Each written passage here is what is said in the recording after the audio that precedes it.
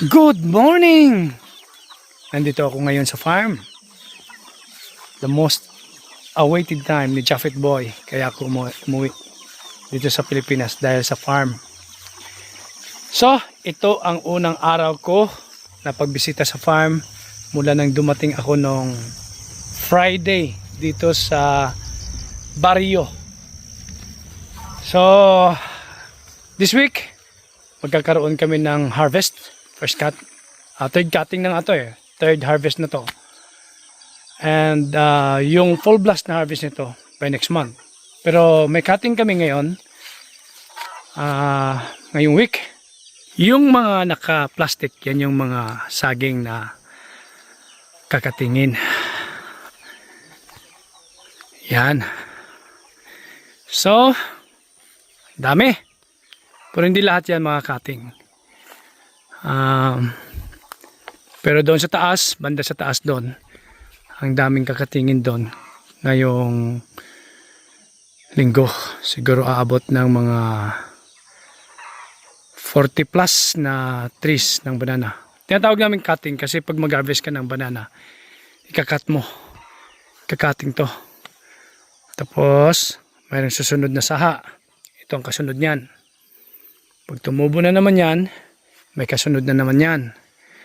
So, ang ginagawa, pag makakita kami ng 2 o 3 tubo, tinatanggal namin para hindi mag-aksaya ng abono. Ganito, 1, 2, 3, 4 to.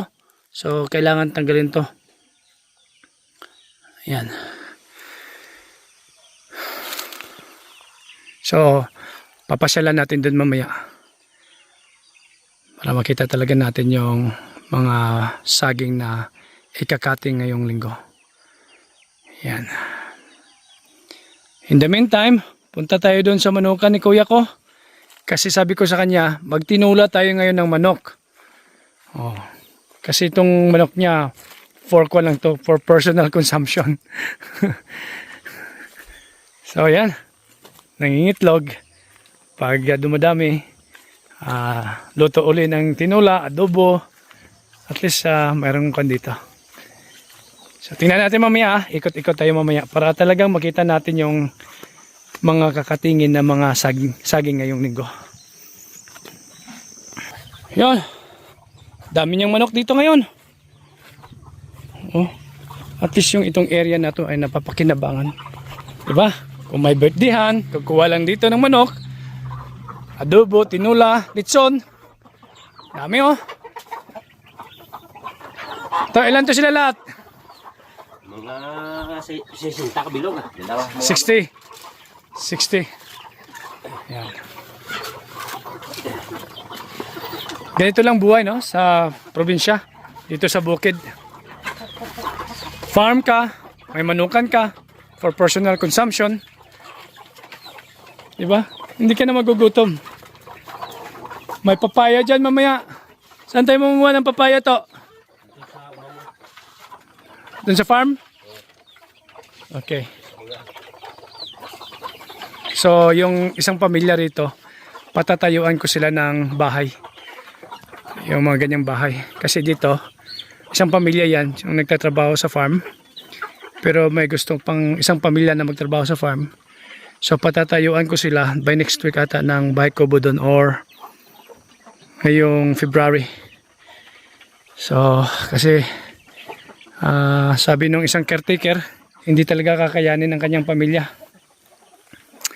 na sila lang mag-alaga ng banana. So may mga pamangkin siya, pero kaya lang masikip sila dyan sa bahay. Kaya sabi ko magpapatayo ako ng isang bahay kubo doon banda para at least may magbabantay din sa sagingan. At least nabisita ko muli ang aking farm.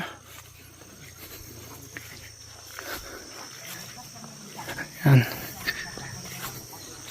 Si nanay, si tatay, sumama. So ito,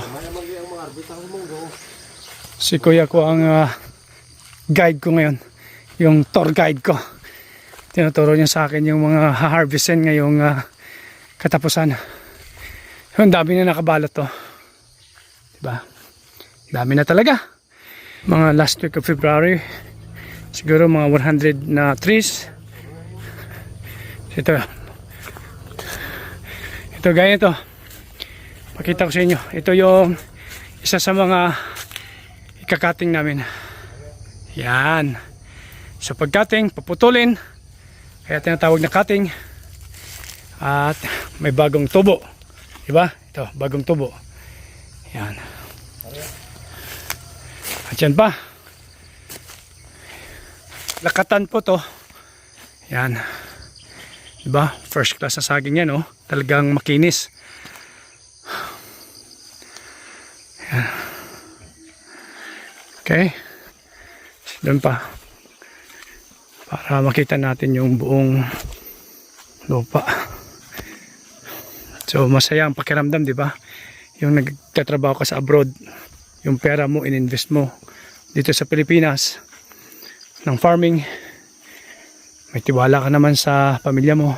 Tapos kuya ko, yung manager. Oh, tapos kuya ko ngayon yung nagmamanage nito.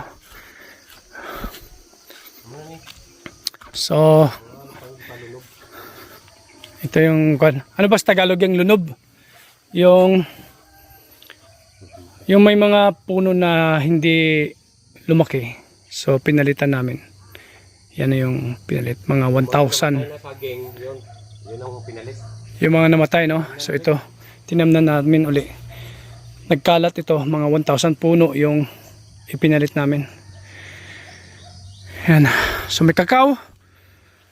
Pero mga ilang puno lang yung kakao. May kapihan din doon sa dulo. Pero ang focus talaga namin ngayon ay saging. So yan. Nakita nyo uli ang investment ni Japhet Boy. Ang daming harvest, no?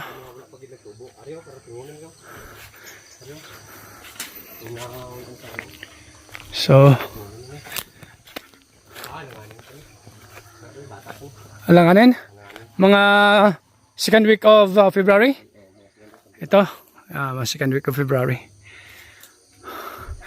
So, ang purpose niyan, yung binabalot pa, kasi nung medyo maliit pa, para maging makinis yung saging at hindi maapektuhan ng mga insekto. Protected sila. Pero pag lumaki na ganyan yan, pwede na yan, tanggalin. Dami na talaga. So, 9 months ago, right? Nakita nyo na to, walang bunga. Ngayon, Kita mo maraming bakante. Lahat yan, mga damage ng ano yan. Damage ng bagyo. dami siyang bagyo. Yung Yun, yung mga bakante. yung bagyong Tinyo, Tinyo ba yan? Tino? Pino. At saka yung isa, yung dalawang sunod-sunod. O, tinaniman ko kaagad ng bago. So lahat ng bagong tanim ko, umabot ng 1,000 trees. Pinalit namin. Yung mga hindi tumubo, ito yung pinalit na. Ganito. Ganito nakalaki. Ayun. Kasi malaking gastos pag maglinis. Tapos maraming bakante. Kaya pinatamnan ulit. At least, hindi lugi sa paglinis. Ayun. Sarap sa feeling, di ba?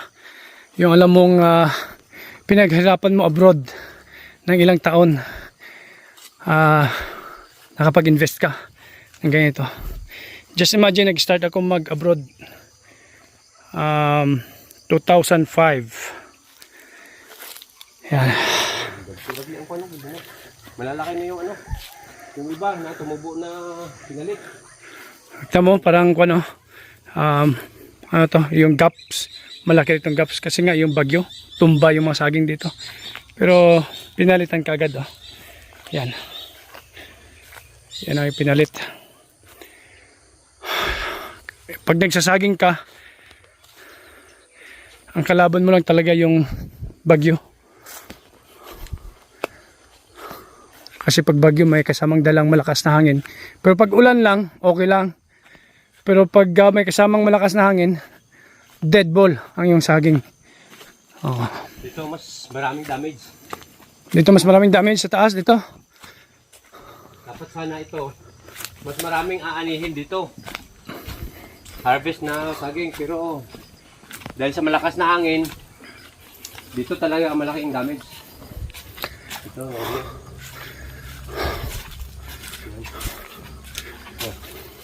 Yan o, doon. Tingnan mo doon. Halos wala na punong nakatayo. Pero ano kaya to? May tanim, bagong tanim doon? Oo, okay, patamnan. Pero yung mga ano, pinataniman ulit. Dito yung malaking damage. Mga damage ng bagyo. Oh. Tingnan mo yung mga punong nakatumba.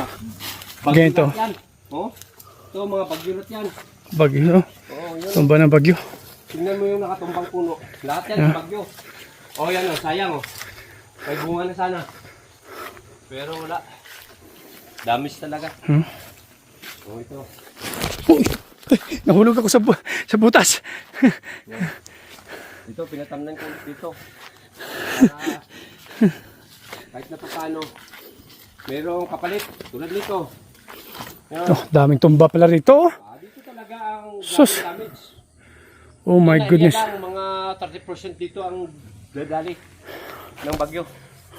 40 to 30% ang nadali rito ng bagyo. Ito yung pinaka Ang dami, oh. ang dami sa saging.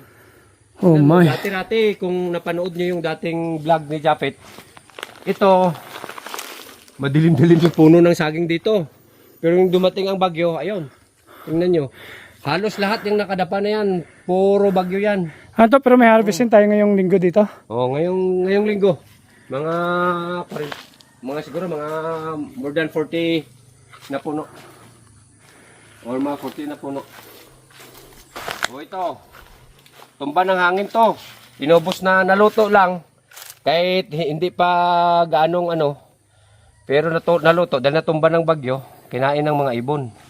Yan. At least, may konsumo yung ano.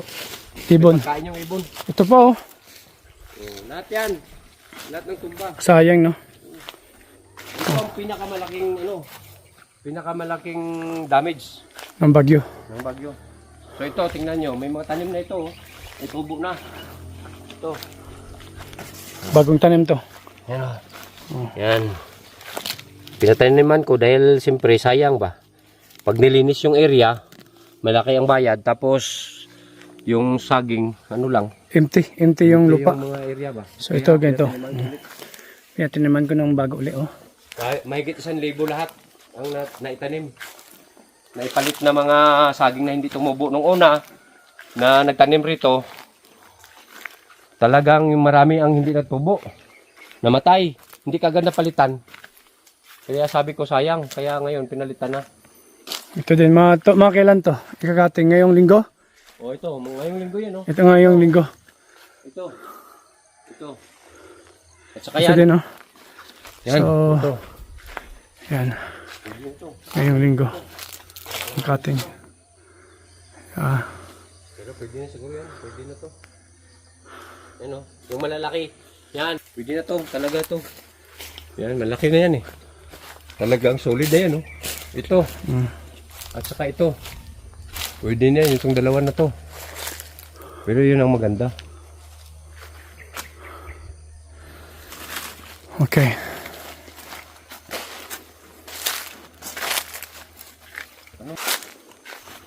Oh, dapat isa lang, di ba? Yung followers. Ito ang tawag nito. Pangit niya. Puno na. Oh, mga followers. Dapat patayin yung ilan. Dahil ito kakain pa to ng abono eh. Oh. Dapat yung mga ganito, sabi ko sa kanya, patayin. Pinatay pala to siguro, pero tumubo ulit. Dapat talaga sinasaksak to eh. Oh. Ito yung maganda na following niya. Ito. Yung follower niya, ito yung maganda. Yung dahon niya, hindi lapad. Pero pag ang dahon niya tumubo at saka lapad, wala yan. Walang silbi to. Ito, walang silbi yan. Ito yung maganda. Yung ganito na maliit pa, yung dahon niya hindi malapad. So ito yung follower na maganda. Ito yung ganito.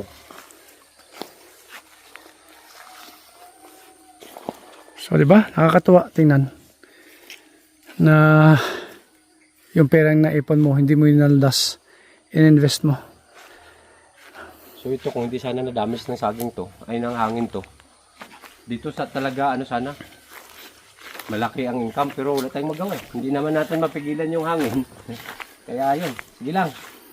At least, yung mga followers naman. Ano yung mga followers na yan? Ito, mga followers to. Laki na. So ito mga ibang nakabalot na.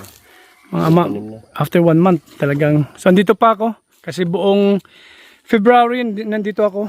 Kaya makikita talaga natin kung paano sila mag-cutting ng saging. Tulad nito, parang walang At paano ang buyer pupunta rito. So makikita ko. Parang ganito, walang tumubo.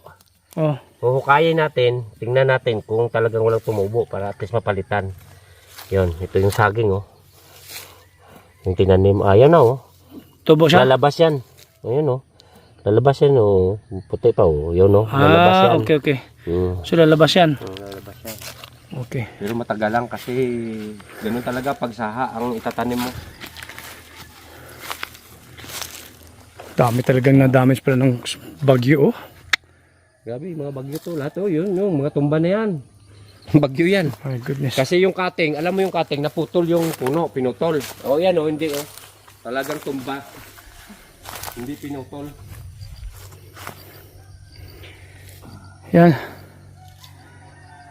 So, this week, magkakaroon kami ng cutting. And 15 days after, cutting uli. And sa mga ganito, tuloy-tuloy ito. Every 15 days, almost. Hindi lang kasi sabay-sabay. Hindi lang sabay-sabay. Ganun talaga pag saging.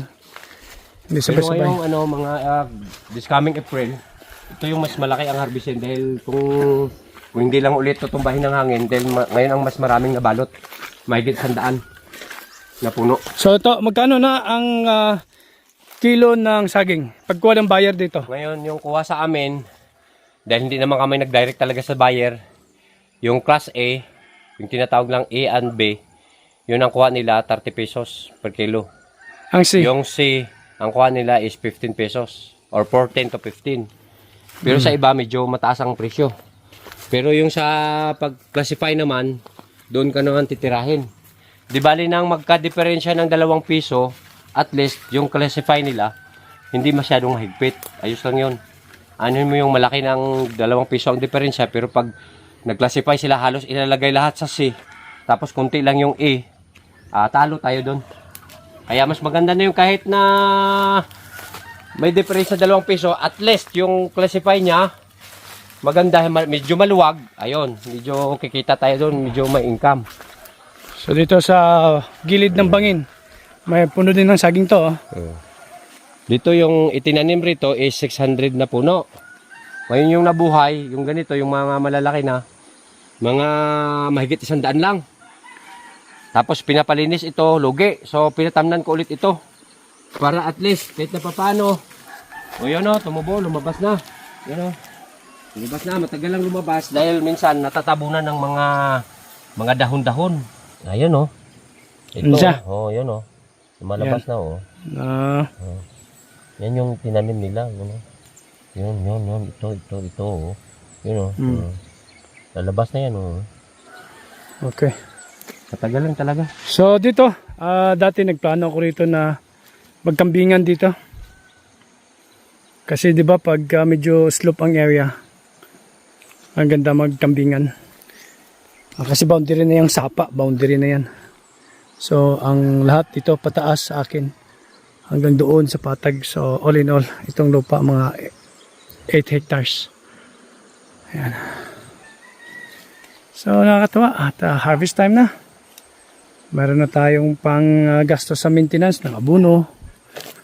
Diba? Ano, wala pala gawas o. Sabi po. Ayaw, gagawas o. Dugay lang gito mo. Okay ni. Wala niya siyang ano. Dugay lang gito magawas. Okay. Tabunan ng ano ba? Kasi may bagong tanim kami nga rito. Ito kasali ito sa mga 1,000 seedlings na tinaniman namin ng bago. Kasi nga halos namatay. Dami nga nakabalot. Yung mga nakabalot, ibig sabihin may saging yan. Na balang araw, kakatingin at pera. Diba?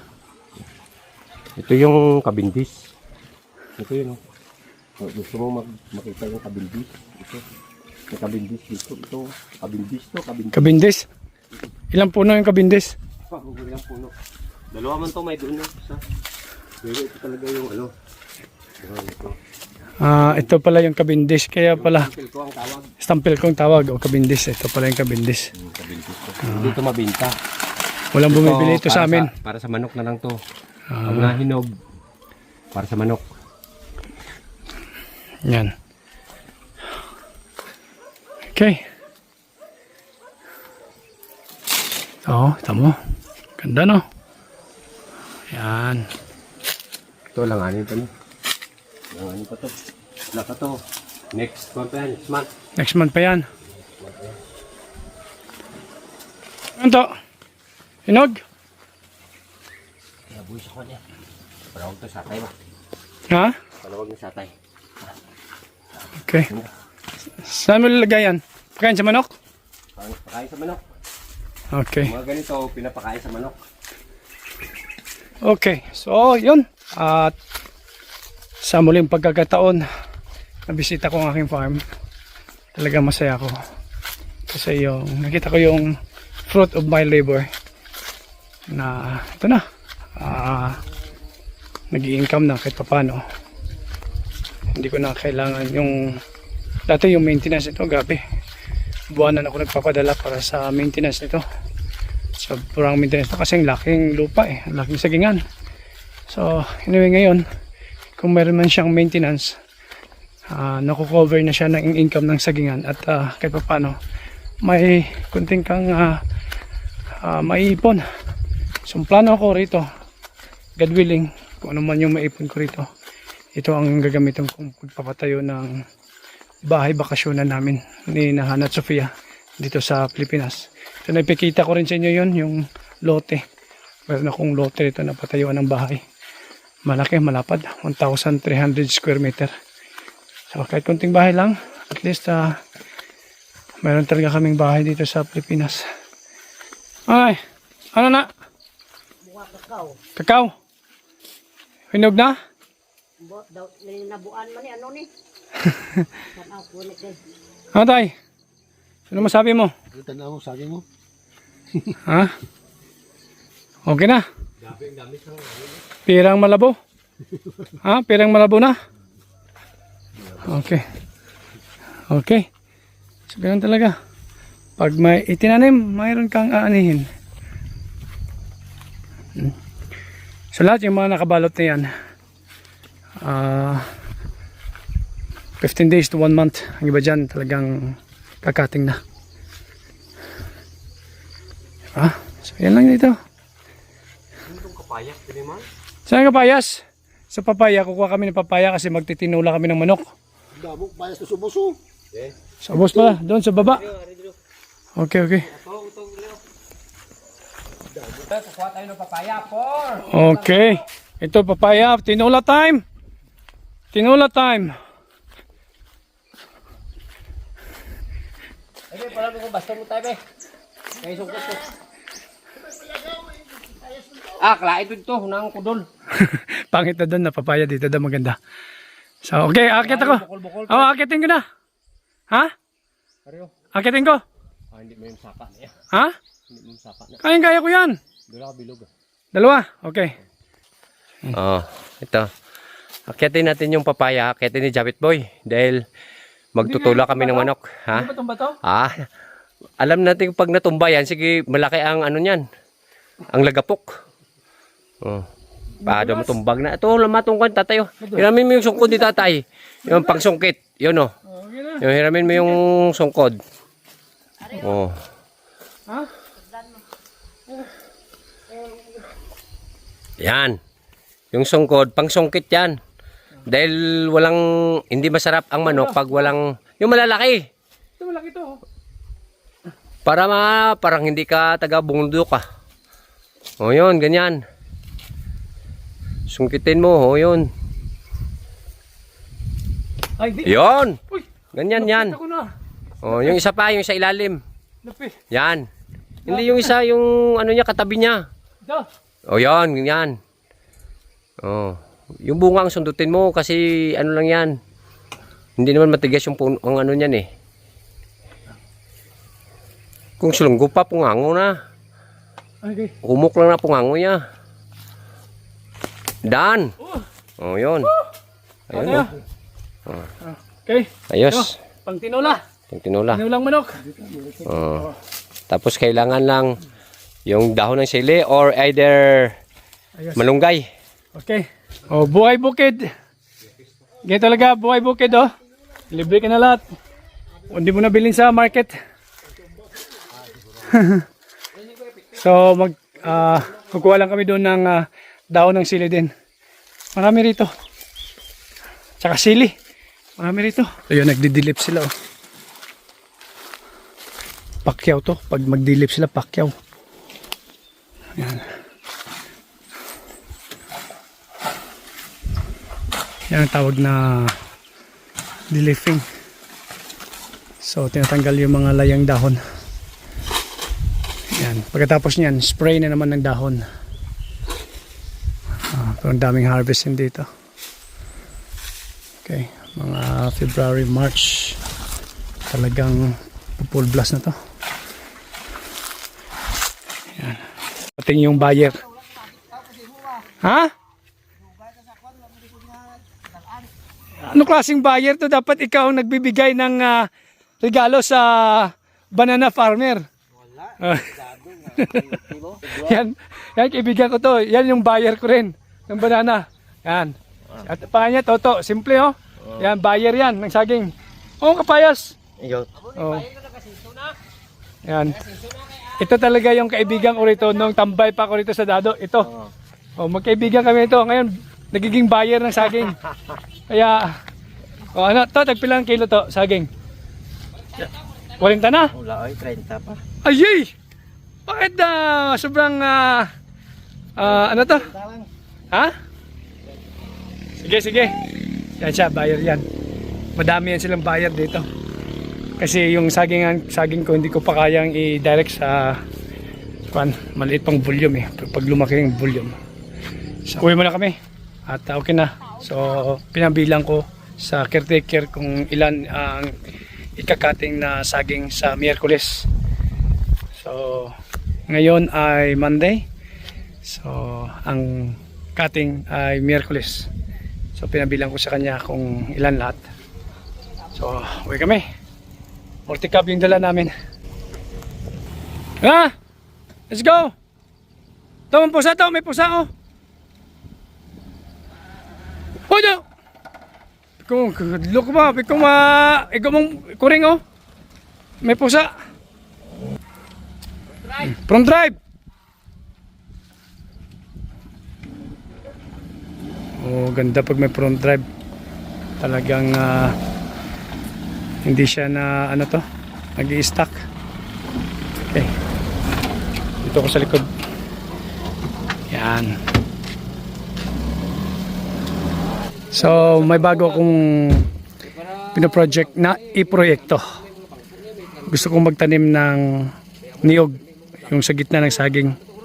Yung mga dwarf na niyog, yung dwarf coconut, gusto kong itanim. Kahit na mga 2 hektarya sa gitna ng saging yung ano mo. Yan. So, tingnan natin kung ma-materialize ko yung project na yan. Kasi madali lang itanim, pero ang problema yung seedlings ng coconut. Kung may mabilhan ako, so okay. Yan to. Gamay lang iya nga, tanglad bayaw. Sa tanglad. Okay, ako na lang kuha kay nabuko ko. Gamay lang bayaw, abi na pa. So okay na. Nakakagaan ng loob, no? Kita mo talaga yung pinaghirapan mo. Hindi na sayang. So yan. So i-update ko kayo sa Miyerkules ang cutting. Pakita ko sa inyo ang cutting at paano kinikilo ng buyer ang saging. Kasi pumupunta rito talaga yung buyer sa farm. Pero hindi na ganoon kasing mahal pag ikaw mismo ang magda-direct ng pag-deliver ng saging mo doon sa malalaking city gaya ng Davao, Cebu, Dipolog. Kaya lang hindi ko pa kayang gawin yon. Hindi pa nagpa-full blast yung sagingan. Saka wala pa akong malaking truck.